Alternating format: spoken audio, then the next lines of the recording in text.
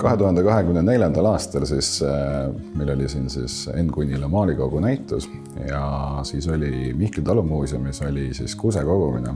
Ja seda oli vaja selle jaoks, et siis värvida seda lõnga või õigemini villa siniseks ja siis omakorda saada siis sellest sinist lõnga.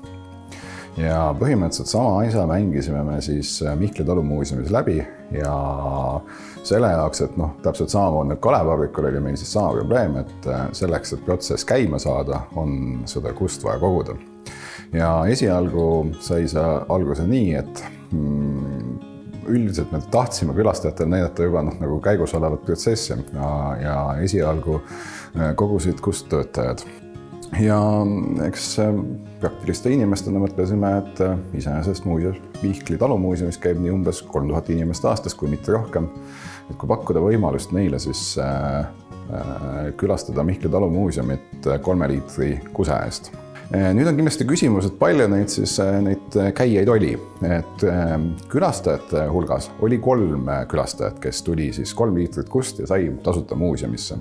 Aga oli selliseid vabatahtlikke, endisi muuseumitöötajaid ja siis selliseid muuseumisõpru, kes tegid seda ilma suurema kisa ja kajata.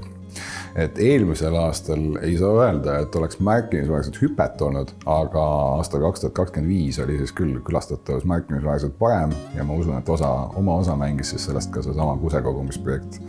Ja samamoodi on olnud siis paljude teiste selliste kampaaniatega, et näiteks kui oli Rudolf Tobiase 100. sünniaastapäev, et siis selle tulemusel on ikkagi suurenenud ka Rudolf Tobiase maja muuseumi külastatavus.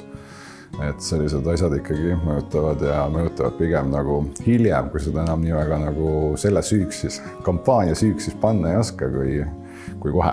Me saime kindlasti oma sotsiaalmeediale jälgijaid juurde ja see oli kindlasti abiks siinkohal. Ja eks teadlikkus sellest, et on olemas selline sihtasutus nagu sihtasutus Hiiumaa muuseumid, et see ka kohe paljudele, kes sellest enne midagi ei teadnud, et jõudis ilmselt kohale.